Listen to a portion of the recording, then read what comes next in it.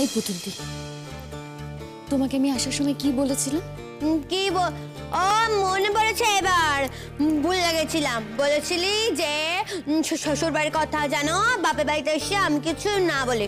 ভুলে গেছিলাম রে, আমি আর কিছু বলবো না রে বাবা, কিচ্ছু বলবো না। এই যে দেখ, নাক মুলছি, কান মুলছি, আর বলবো না, ঠিক আছে?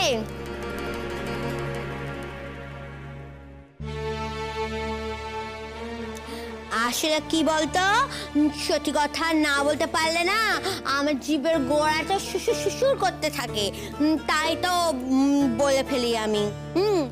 যাকে যাক, আমার ভাই শেষ পর্যন্ত রাজি হয়েছে।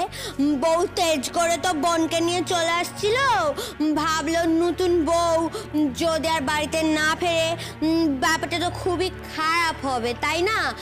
সেই কারণে ও এসেছে। আবার তো কালকে রাতে ওদের ফুলসজ্জাও হয়নি, জানো তো?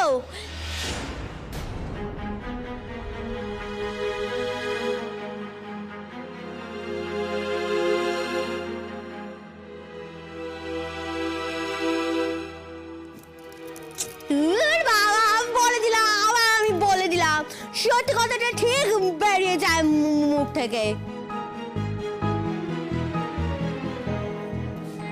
ওমা, ফুলসজ্জা হয়নি মানে কি বলছো তুমি এসব? তো আমার ননদকে জিজ্ঞাসা করো না। পুতুলদি, কি বলছো সব কথা ধরো না তোমরা। আচ্ছা ঠিক আছে, পরে ওইসব কথা হবে। পরাগ, এসো, বসো বসো, এসো বসো, এসো। এটা একটু রাখ। হ্যাঁ দাও, বসো। তারপর কালকে বাড়িতে সব ঠিকঠাক মতো মিটেছে তো? হ্যাঁ, এমনি সবই ঠিকঠাক মিটেছে। আসলে মা একটু অসুস্থ হয়ে পড়েছিলেন। আচ্ছা আচ্ছা।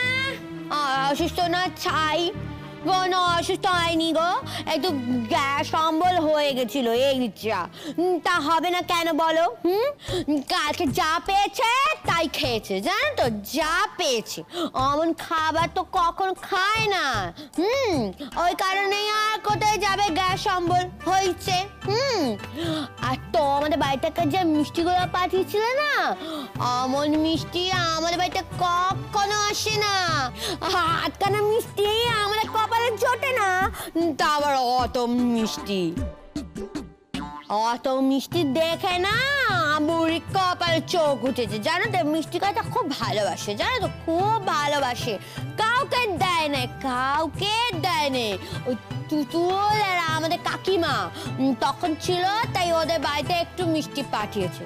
আমাদের পাড়ার বউগুলো, ওরা তো বেতে কত খাটাখাটনি করলো, কোথায় মানুষ ওদেরকে একটু মিষ্টি টিষ্টি দেবে, তা না, ওদেরকেও কিচ্ছু দেয় না। সব মিষ্টি রেখে দিয়েছে এক এক খাবে বলে। তা মিষ্টি খেয়েছে, আর কোথায় যাবে, গ্যাস অম্বল সব হয়েছে। অত রাতে আর কোথায় পাবে লোকজন? ওই বড় ছেলেই হচ্ছে অন্ধের জ্যোষ্ঠী। আমি তখন ঘুমিয়ে পড়েছিলাম, জানো তো। বড় ছেলে দরজায় গিয়ে কড়া নেড়েছে। বড় ছেলে তো তখন ফুলসজ্জা, বড় ছেলে আর কি করবে, মাকে কি আর তাড়িয়ে দেবে? মা বড় ছেলে ঘরেই তখন শুলো, একদিকে বউ আর একদিকে ছেলে। ফুলসজ্জা মাথায় উঠলো।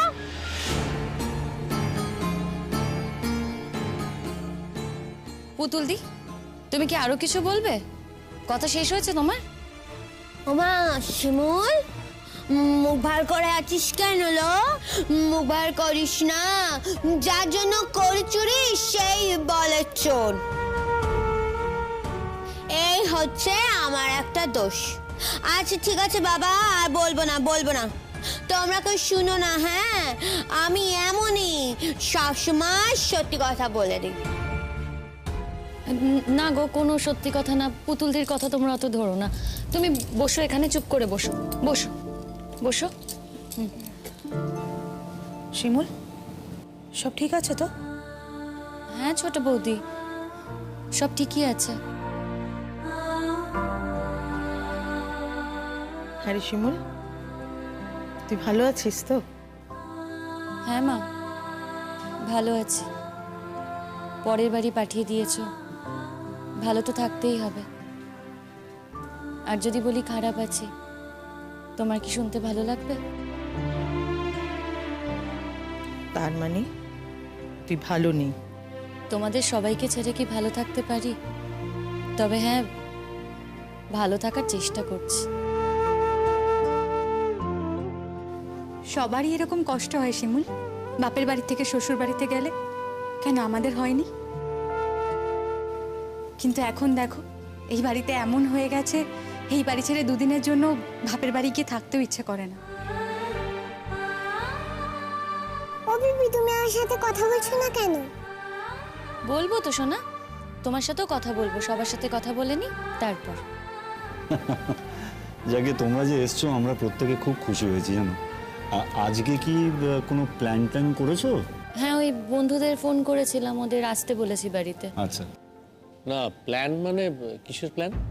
আলাদা করে কোনো প্ল্যান ট্যান আর করিনি, বললাম না ওরা আসবে, ওদের সাথে গল্প করব। দেখি রে, অমনি বন্ধুদের সঙ্গে প্ল্যান করে ফেললি?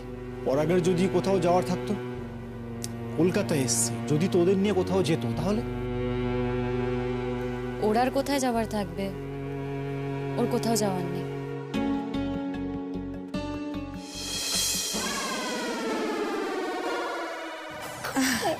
ওমা, পুতুল রানী এরকম করে হাসছে কেন? কি হলো ওর? আমার মনে হয় ওর খুব খিদে পেয়ে গেছে, ওকে বরঞ্চ একটু মিষ্টি দাও। পুতুল মিষ্টি খাবে তো? হুম। আর শিমুলকে আর জামাইকেও একটু। হ্যাঁ মা, আপনি চিন্তা করবেন না, আমি আছি তো এখানে। আমি তো হাসবো না বলো? হাসি তো পাবেই। আমার ভাই নাকি আবার প্যালান করবে, হ্যাঁ? তা প্যালান করতে গেলে তো পকেটে টাকা থাকতে হয় নাকি? আমার ভাই হচ্ছে গে হার কেপন, ওই সব কিছু করবে না। অবশ্য না, আমার ভাইটা কোনো দোষ নেই জানো তো, সব টাকা পয়সা তো মার কাছে দিয়ে দেয়। মা না বুঝে বুঝে খরচা করে, এই কারণেই না ভাইয়ের কাছে কোনো টাকা থাকে না। আজকে যখন ওরা এ বাড়িতে আসছিল, তখন মার সাথে ভাই কথা বলছিল, আমি শুনেছি। মার কাছে না ভাই 1000 টাকা চেয়েছিল, আর মা বলে দিচ্ছে 1000 টাকা দিতে পারবো না, 500 টাকা নিয়ে যাও। 500 টাকাটা আমাদের সংসারের খরচার বাইরে, এ টাকা দিয়ে তুমি যা ইচ্ছে করো। রোজ রোজ তুমি শহুর বাড়ি যাবে, ওখানে গিয়ে টাকা ধ্বংস করবে, আর অত টাকা কোথায় পাবো আমি? হ্যাঁ, কোথায় পাবো? আমার মা বুঝিটা তখন এমন করে বলেছে। তা আমার ভাই বলেছে আমি টাকাটা নিয়ে যাব, খরচা করব না, একটুখানি মিষ্টি নিয়ে যাব, বাকি টাকাটা রেখে দেবো। দেখো, কেউ কারোর বাড়িতে এইটুকু মিষ্টি নিয়ে আসে? এই দেখো কোনটুকু মিষ্টি নিয়ে এসছে, এই দেখো এইটুকু মিষ্টি নিয়ে এসছে মাত্র। আমার তো লজ্জায় একদম মাথাটা কাটাই চলে যাচ্ছে। পুতুল দি, এই প্রথম আরই শেষ, আর কোনোদিনও আমি তোমায় কোথাও নিয়ে আসবো না। তুই এমন করে রাগ করছিস কেন লো? হ্যাঁ, তো এমন করে রাগ করিস না। দেখ, আমি তো এতদিন পর একটা সাড়া পেয়েছি। এখন যদি তুইও আমার থেকে মুখ ফিরিয়ে নিস, তাহলে আমি কোথায় যাব বল? আমি বুঝতে পেরেছি তোর স্বামীর নামে অমন কথা বলছি, তো তোর খুব খারাপ লেগেছে। কি করব বল, ও তো আমারও ভাই, আমারও তো খারাপ লাগে, তাই না? শুধু এখন কি মায়ের দিকটা দেখলে হবে? সব কিছু যাকে বলে মায়ের পায়ে বিসর্জন, একটু তো বউয়ের দিকটাও দেখতে হবে নাকি? হ্যাঁ, তোর কথা বলা কি শেষ হয়েছে দিদি? আচ্ছা বাবা, ঠিক আছে ঠিক আছে, আমি আর কোনো কথা বলবো না, এরকম চুপ করে বসলো। এই ঝলমল ঝলমল, শোন, চল আমরা একটু ছাদে যাই। হ্যাঁ চল তো, আমরা একটু খেলা করবো ছাদে। হ্যাঁ ও মা, আমি ছাদে যাব? ঠিক আছে, বলছে যখন যাও পিসির সাথে ছাদে, কিন্তু ঝুঁকবে না একদম। পুতুল তাড়াতাড়ি চলে এসো, হ্যাঁ বেশিক্ষণ থেকো না ওপরে, আসলে ঝলমলের একটু ঠান্ডার ধাঁচ আছে। বৃষ্টি হচ্ছে তো যখন তখন হঠাৎ করে ঠান্ডা লেগে যেতে পারে। চলে এসো। হ্যাঁ, তুমি একদম চিন্তা করো না দাদা, আমরা যাবো আর চলে আসবো। তোমাদের ছাদে তো বাগান আছে শুনেছি, ওই ফুল গাছগুলো দেখেই চলে আসবো। হ্যাঁ ঝলমল, চ। বলছি তোমরা না কেউ পুতুলদির কথা অত ধরো না, ওর কথা অত কিছু মনে করো না, এরকম কল্পনা করে অনেক কিছুই বলে। আমরাও বুঝতে পারি কোনটা কল্পনা আর কোনটা সত্যি। তুই কেন চিন্তা করছিস শিমুল?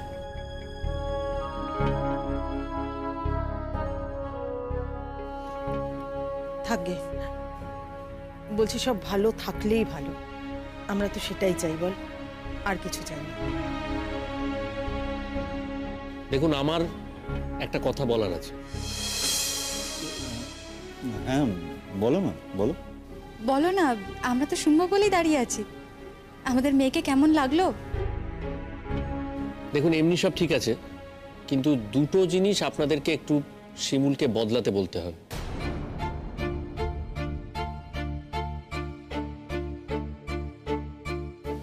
কি বলতো, যদি আমাদের কোনো শিক্ষার ত্রুটি থেকে থাকে তাহলে আমরা শুধরে নেব। পরাগ, বলছি এতদিন কোনো জায়গা থেকে আমাদের শুনতে হয়নি যে আমাদের শিক্ষার কোনো ত্রুটি আছে। তা তোমাদের চোখে যদি কিছু ধরা পড়ে যায় তাহলে বলো, আমরা তো শোনার জন্যই বসে আছি, শুনবো, বলো। দেখুন, প্রথমেই বলছি, ও কিন্তু ভীষণ তর্কবাগী, ভীষণ তর্ক করে। আমাদের বাড়ির যারা বড় তাদের প্রত্যেকের সঙ্গে তর্ক করে, আমার মায়ের সঙ্গে তর্ক করেছে। তারপর আমার ছোট ভাই, হ্যাঁ হতে পারে সে শিমুলের সম্পর্কে ছোট হয়, কিন্তু তার সঙ্গেও যে মুখে মুখে তর্ক করেছে এটাও তো ঠিক নয়। তারপর তার এই স্বাধীন চেতা মনোভাব। আর আমার মায়ের শরীর খারাপ ছিল বলে মা শুধু জিজ্ঞেস করেছেন যে তোমরা যে ও বাড়ি যাচ্ছ, তোমরা একবারও বললে না তো যে আমি কেমন আছি। ও মা, এটা তো উনি ঠিক কথাই বলেছেন, একদম ন্যায্য কথা, সঙ্গত কথা। তা কি হয়েছিল তোমার মায়ের? সে না হয় পরে আসছে কি হয়েছিল, খুব বিশাল কিছু হয়নি, কিন্তু হতে তো পারতো। আর সেই কথাটা বলাতে সে কোথাকার কথা একেবারে কোথায় চলে গেল। আমাকে বলছে, মানে শিমুল আমাকে বলছে যে ঠিক আছে তুমি তোমার মাকে দেখো, আমি না হয় ও বাড়ি চলে যাচ্ছি। আচ্ছা আপনারা বলুন তো, বাড়িতে যদি একটা কোনো অঘটন ঘটে তাহলে আমাদের আগে থেকে তৈরি করা প্রোগ্রামগুলো কি থাকে ঠিক? তুই আসতেটা কেন গেলি? বড়দা ভাই, আমি কিন্তু কোনো ভুল কথা বলিনি। আজকে ও যদি ওর মায়ের কাছে থাকতে পারে, আমারও তো ইচ্ছে হতে পারে মায়ের কাছে আসতে। আমি কি আমার মায়ের কাছে আসতে পারি না? আমার মাও তো আমার জন্য অপেক্ষা করেই ছিল। না শিমুল, শাশুড়ি অসুস্থ তারপরেও তুই আমি অপেক্ষা করে আছি বলে আসবি, এটা ঠিক করিসনি। আমার মনে হয় তোমার মা যদি সেরকম অসুস্থ হয়ে থাকেন তাহলে আজকে রাত্রেই বরঞ্চ তোমরা ফিরে যাও। আচ্ছা মা, তোমরা তো কেউ আমার কাছ থেকে জানতে চাইছো না যে উনি ঠিক কতটা অসুস্থ আর কতটা অসুস্থ নয়। তোমাদের কি মনে হচ্ছে বলো তো, আমি এইটুকু বুঝি না? তোমরা আমাকে এতটুকু ভরসা করতে পারছো না, নাকি তোমাদের মনে হচ্ছে যে আমি সব মিথ্যে কথা বলছি?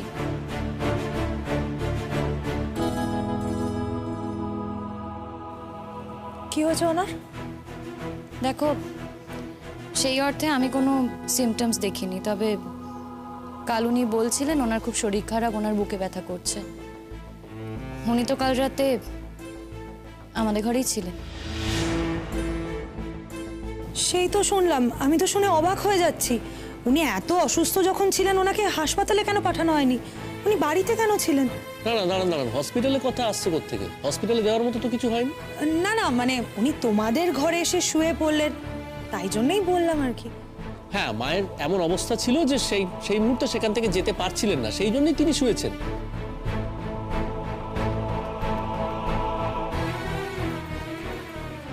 হ্যাঁ, তো কি হয়েছে তাতে? আজকে উনি ভালো আছেন তো? সে মা তো নিজে মুখে কিছু বলেন না কখনো। এই অবস্থাতে শরীরের এরকম পরিস্থিতিতেও মা নিজে নিজে গিয়ে সব রান্না বান্না করেছে। মানে শিমুল, তুই রান্নার কাজে তোর শাশুড়িকে হেল্প করিসনি? ও বাড়িতে যে কথাগুলো বললাম সেই কথাগুলো যদি এখন আবার সবার সামনে রিপিট করি, তোমার কি ভালো লাগবে?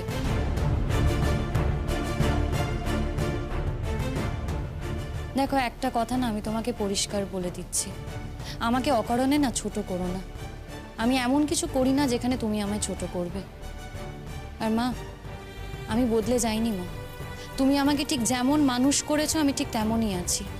যেই ছাঁচে তুমি আমাকে গড়ে তুলেছো আমি কিন্তু আমার অন্য মূর্তি ধারণ করিনি, আমি করবও না। তুমি ওই সময় থাকলে ঠিক যা করতে না মা, তোমার মেয়েও কিন্তু ঠিক তাই করেছে। আমি ওনাকে অনেকবার বলেছিলাম যে আমাকে রান্না করতে দিন, উনি আমায় করতে দেননি। সেটা উনি বলেছেন তোর কষ্ট হয় বলে। কিরকম শাশুড়ি ভাবো, বউয়ের কষ্ট হবে বলে শরীর খারাপ নিয়েই। নদীর এপার কয়ে ছাড়িয়া নিঃশ্বাস, ও পারেতে সর্বসুখ আমার বিশ্বাস।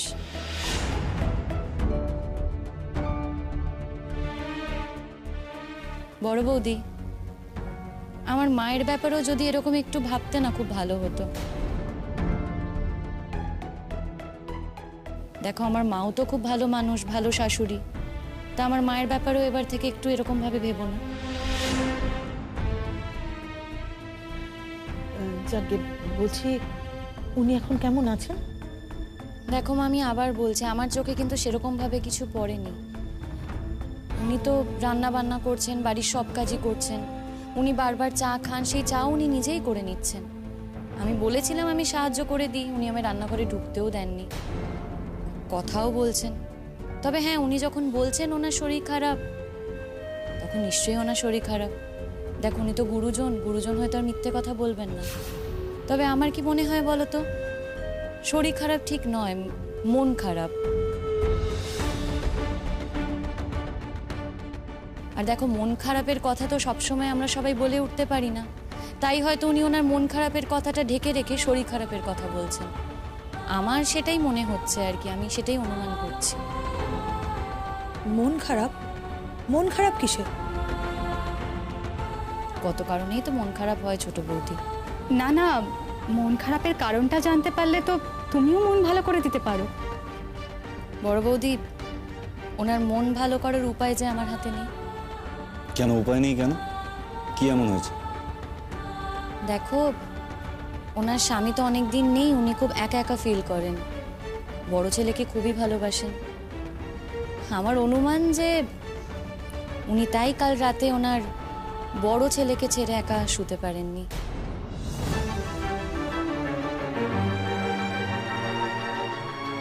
আমি ভুলও হতে পারি, আমি জাস্ট অনুমান করে বলছি তোমাদের। মা তার ছেলেকে ভালোবাসবে, এটাই স্বাভাবিক। আমাদের ফুলসজ্জাটা নষ্ট করার জন্য মা আমাদের ঘরে আসেননি। মায়ের শরীর খারাপ হয়েছিল, মা ওষুধ আনতেই আমাদের ঘরে এসেছিলেন। কই, সে কথাটা তো বলছো না? আমি তো বলছি আমার অনুমানের কথা, সত্যি বলে তো দাবি করিনি। হ্যাঁ, তাহলে তুই এরকম ধরনের কথাবার্তা বলছিস কেন? এগুলো শুনতে তো আমাদেরও খারাপ লাগছে। আমি বুঝতে পারছি না শিমুল, যে তুই এই ধরনের কথাগুলো বলছিস কি করে। উনি যদি না যেতে পারে, থাকেন তো থাকবেন, এতে তো ব্যাখ্যা দেওয়ার কি দরকার আছে? তাছাড়া উনি ওনার ছেলেকে খুব ভালোবাসেন, সেই জন্য তো থেকেও গেছে। এসব কোনো মানে হয় না শিমুল। আমি যদি এই কথাগুলো বলতাম তোমার মাকে, তোমার মা তোমার নিশ্চয়ই খারাপ লাগতো।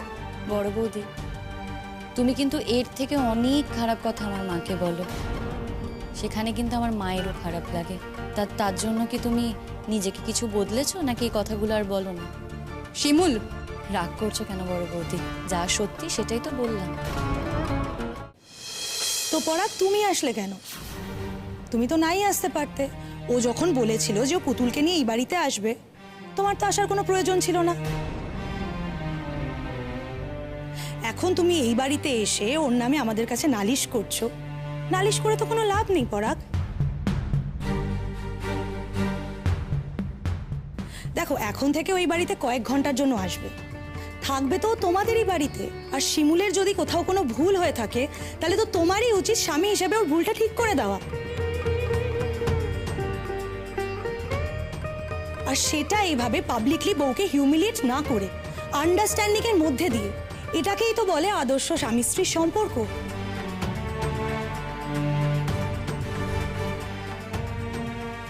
আশা করি এবার থেকে এক গাদা লোকের মধ্যে এভাবে বউকে অপ্রস্তুত না করে তুমি বউকে আলাদা করে নিয়ে গিয়ে কথা বলবে। আর শিমুলকে যতটা চিনি ও এতটা ইনসেন্সিবল নয়। কোনো মানুষ অসুস্থ জেনেও ও নিজের ভালো লাগার জন্য স্বার্থপরের মতো কাজ করবে না। তোমার মা যদি অসুস্থ থাকতেন তাহলে শিমুল আজ এখানে আসতো না। আমি তোর বৌদি, আমি তো ওর নামে খারাপ কথা বলতেই পারি, নিন্দা করতেই পারি, কিন্তু আমি ওর নামে নিন্দা করব না, কারণ আমি শিমুলকে জানি আর সেই ভিত্তিতে আমি এই কথাটা বলছি।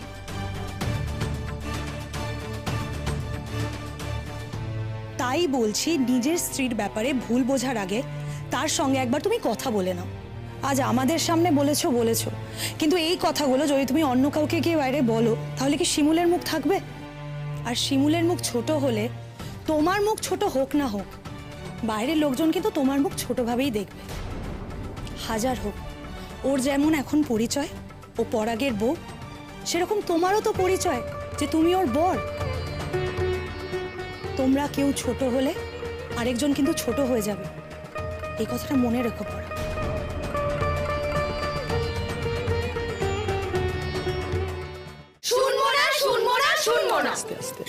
আমরা কোনো কথা শুনতে চাই না, আজকে আমাদেরকে নিয়ে সিনেমা দেখতে যেতে হবে, ব্যাস। কিন্তু সিনেমা দেখতে তো আমি একেবারে ভালোবাসি না, সিনেমা দেখা আমার অভ্যাসেও নেই। তা তোমার অভ্যাস নাই থাকতে পারে, কিন্তু আমাদের তো অভ্যাস আছে। তোমাকে আমাদের সিনেমা দেখতে নিয়ে যেতেই হবে। তাছাড়া তুমি ফুল সজ্জা তুলনাতে আমাদের এমনিই ঠকিয়েছো, এবার তো তার ক্ষতিপূরণ নিতেই হবে, তাই না? ঠিক বলেছো ছোট বৌদি, একদম তাই। ঠিক হচ্ছে, বেশ হচ্ছে, তোর আজকে পকেট থেকে টাকা খসবে। অবশ্যই তোর তো বেশি টাকাও নিয়ে আসিসনি না। এই পুতুল দি, কে বলেছে তোমাকে বেশি টাকা আনেনি? টাকা তো আনা হয়েছে। আরে মা তো দিয়েছে আমাকে টাকা, ওই যে আমার ব্যাগে রাখা আছে। শিমুল, আমি তো বলছি আমি যাব না। কেন? আপনি কি সিনেমা দেখা একদম পছন্দ করেন না? না, করি না। ইনফ্যাক্ট এই সিনেমা দেখে সময় নষ্ট করার মতো যথেষ্ট সময় তো আমার হাতে নেই, সেই জন্যই আমি সিনেমা দেখা পছন্দ করি না। আচ্ছা বেশ, তাহলে আপনি কি করতে চান বলুন? বেড়াতে যেতে চান? না না, কোথায় আবার বেড়াতে যাব? এই এত কষ্ট করে এলাম, আবার কালকে ফিরে যেতে হবে, এর মধ্যে বেড়াতে যাওয়ার জায়গাটা কোথায়? সবাই যখন বলছে তখন কোথাও একটা চলো না। সেই আমাদের অন্তত খাওয়াতে নিয়ে চলুন। তা আমাদের জামাই কি খেতে পছন্দ করে না নাকি? খেতে তো পছন্দ করে, আজকে দুপুরবেলায় তো দেখলাম তুমি তো সুন্দর করে খেলে পড়া। ও, তার মানে আপনারা খাইয়ে তারপরে আবার খোঁটাও দেন বুঝি?